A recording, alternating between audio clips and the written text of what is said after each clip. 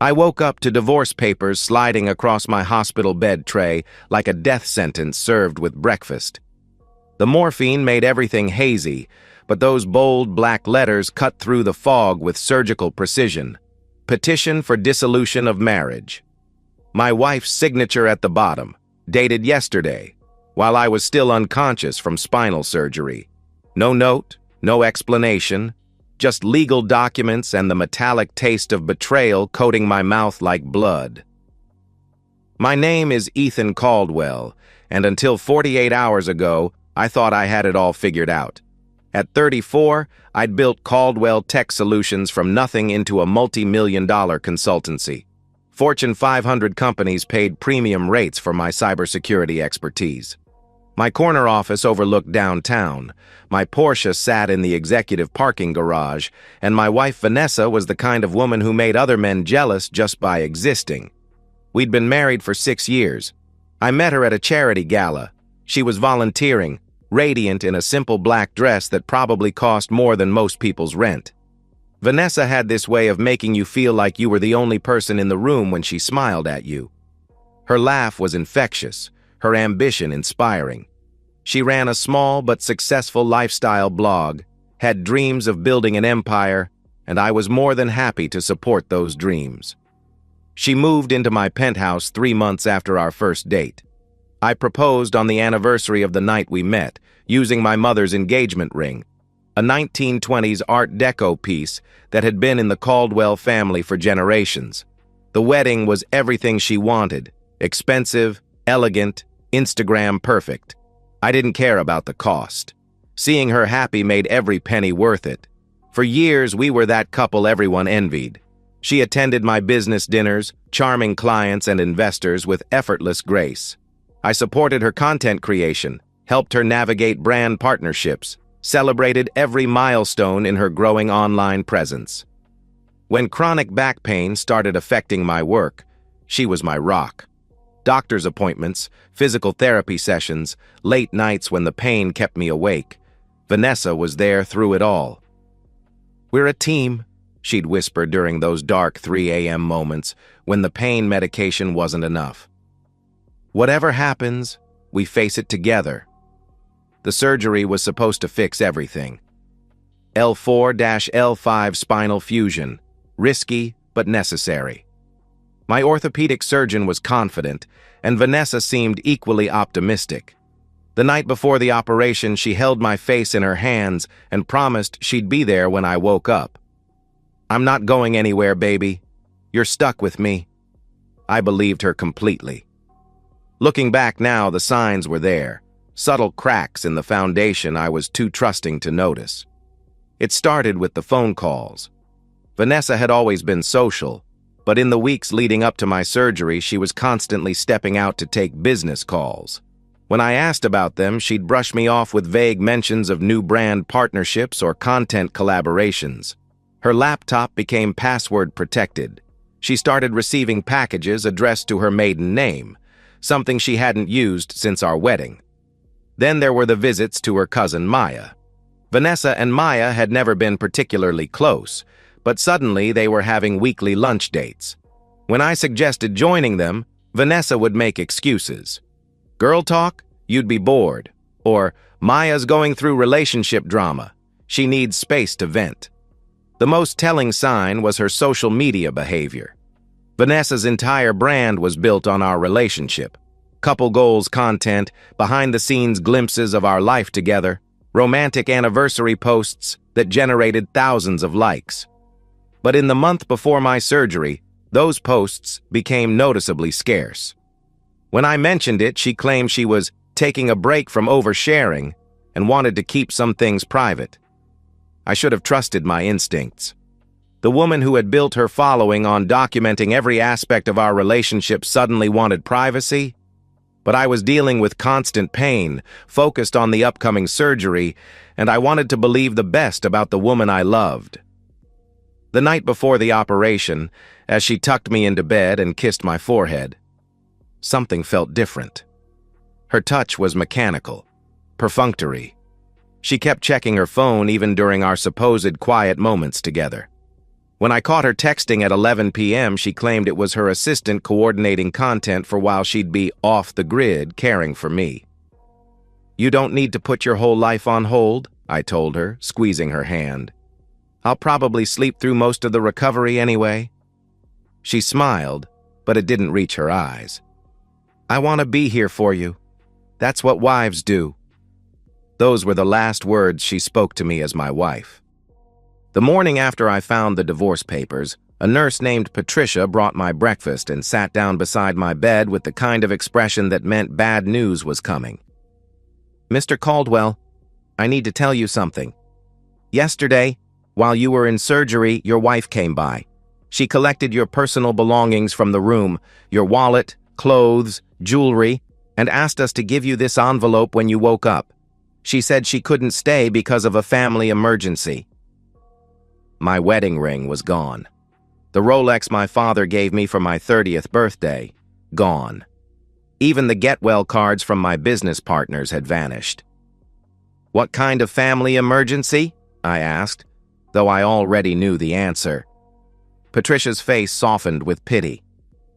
"She didn't specify, but honey, she didn't look like someone dealing with a crisis. She looked like someone who couldn't get out of here fast enough."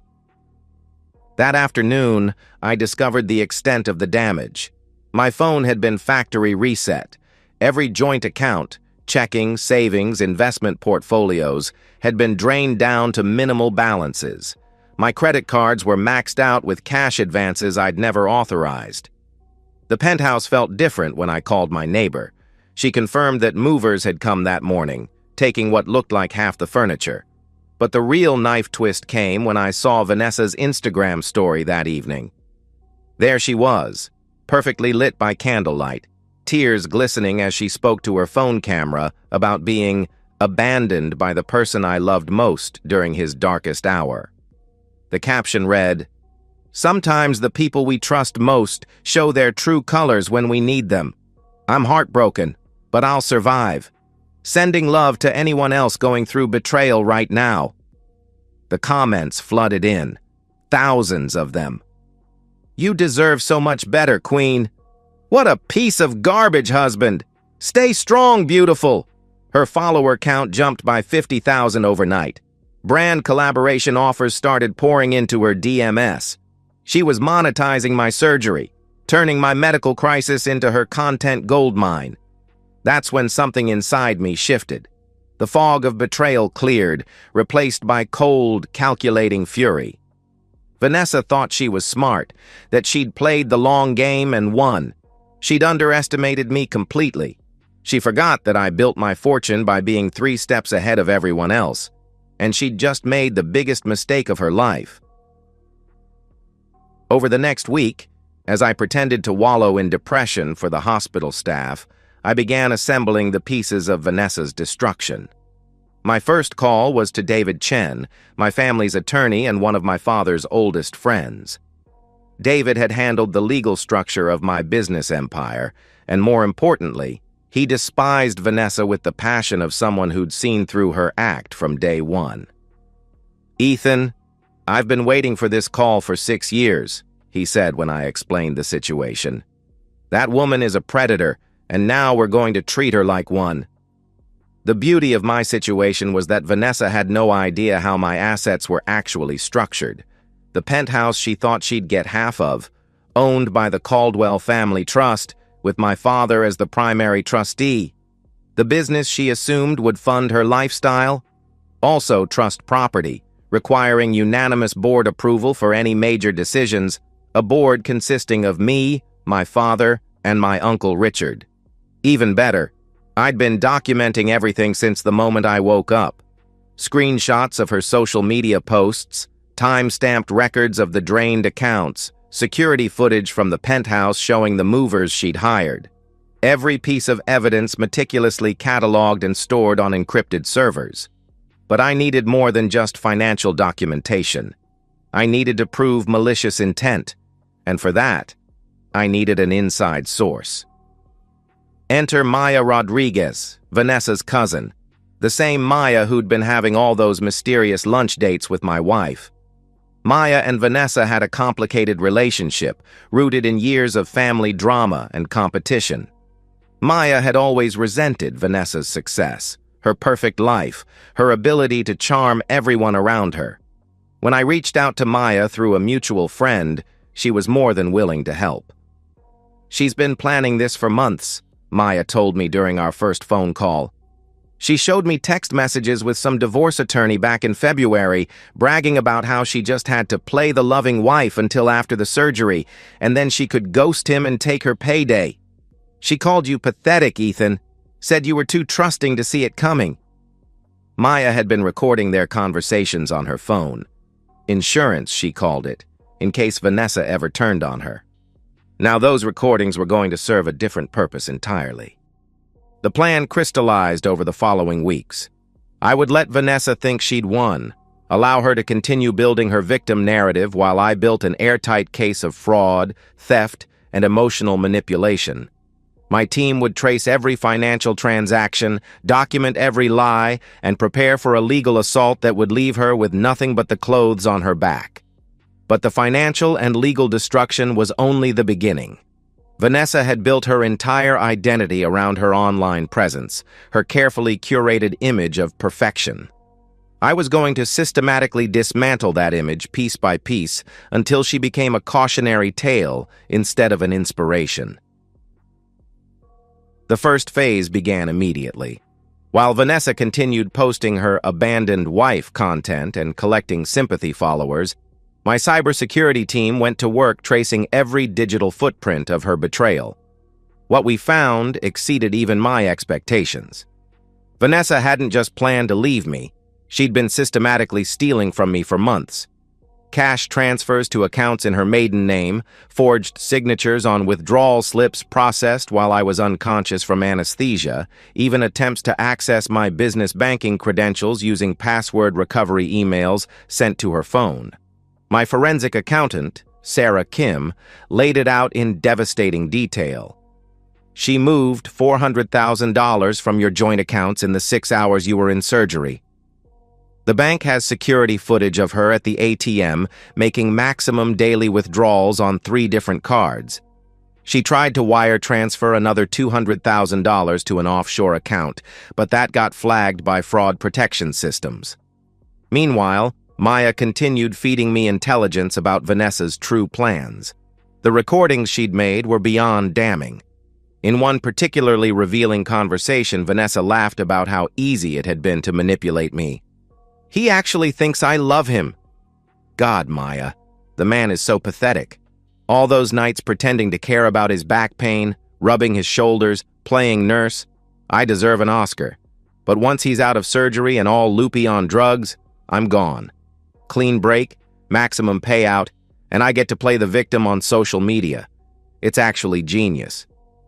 In another recording, she detailed her post-divorce plans. "I'm going to milk this for everything it's worth. Betrayed wife, abandoned during medical crisis. The sympathy content writes itself. I'll probably gain 100,000 followers just from the divorce announcement. Brands eat this stuff up." She'd even mocked my mother's engagement ring, which she'd apparently already had appraised. "That ugly old thing is worth 40 grand. I'm getting rid of it the second the papers are signed. Maybe I'll make a whole video about letting go of toxic memories when I sell it." By the time I was discharged from the hospital 6 weeks later, I had assembled a legal arsenal that would have made a prosecutor weep with joy. Bank records, security footage, recorded confessions, digital communications with divorce attorneys dated months before my surgery. Everything meticulously organized and verified by 3 different law firms. The court date was set for a Tuesday morning in October. Vanessa showed up looking like she was attending a fashion show rather than a legal proceeding.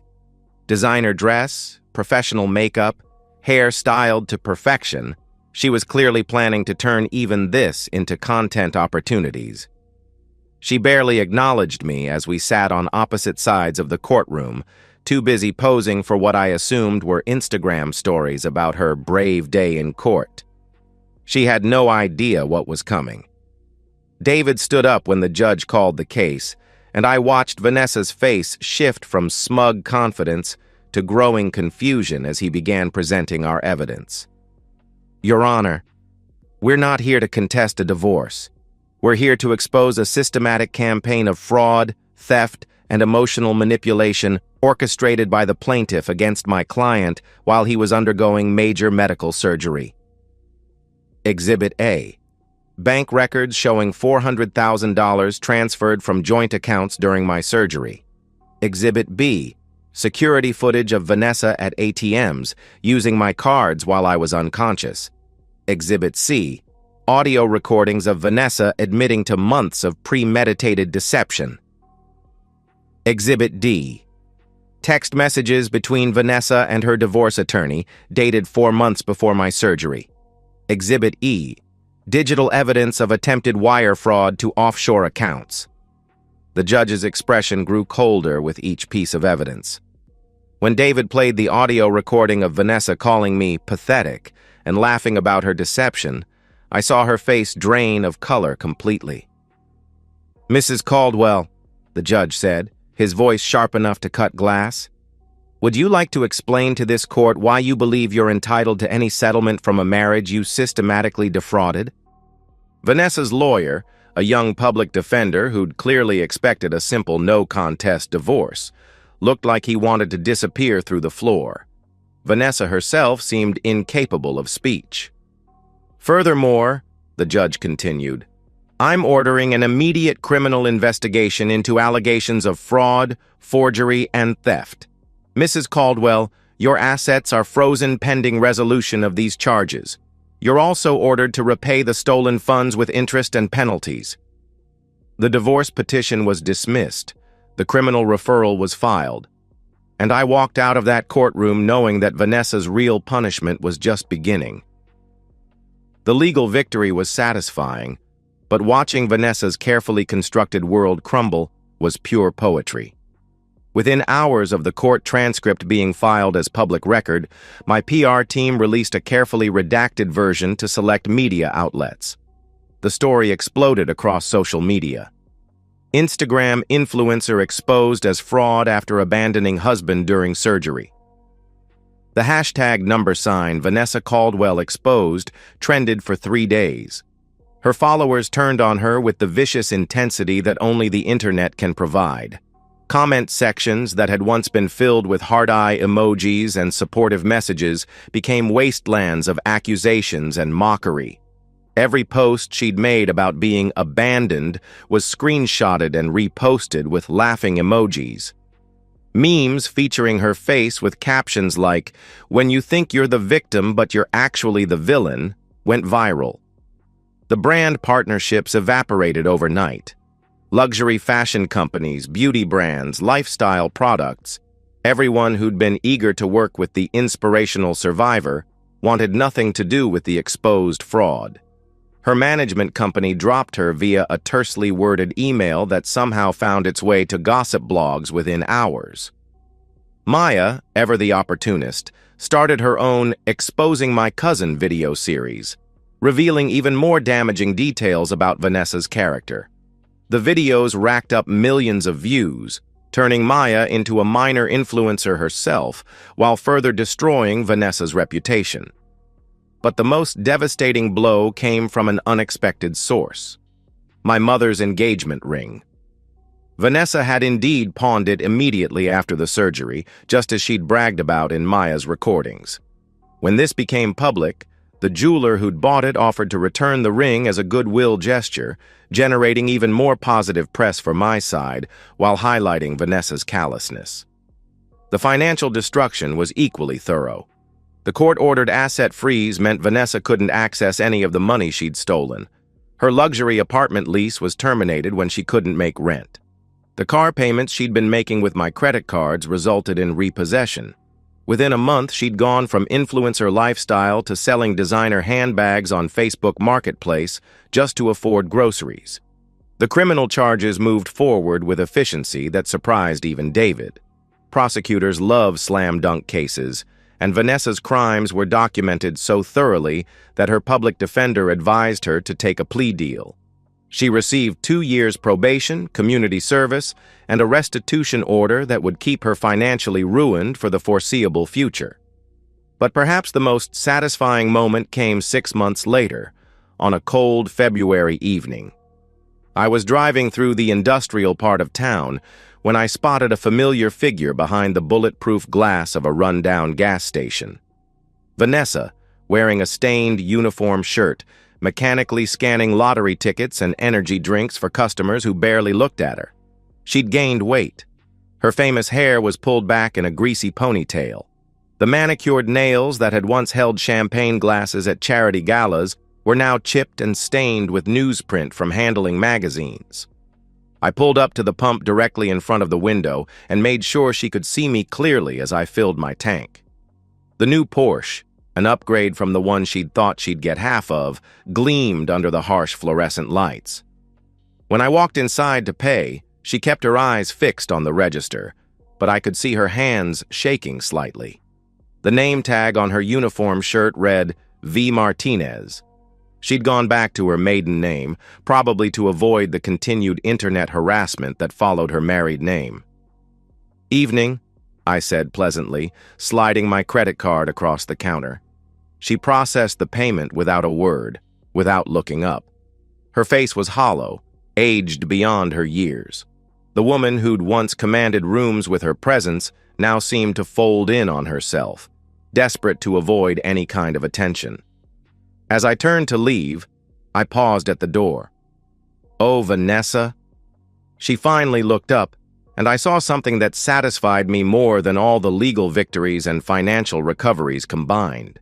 Complete and utter defeat in her eyes. "I hope you're doing well," I said with genuine warmth. "Really, I hope you've learned from your mistakes." The lie came so easily, so convincingly, that for a moment I almost believed it myself. 6 months later, Caldwell Tech Solutions opened its new regional headquarters in a gleaming tower downtown.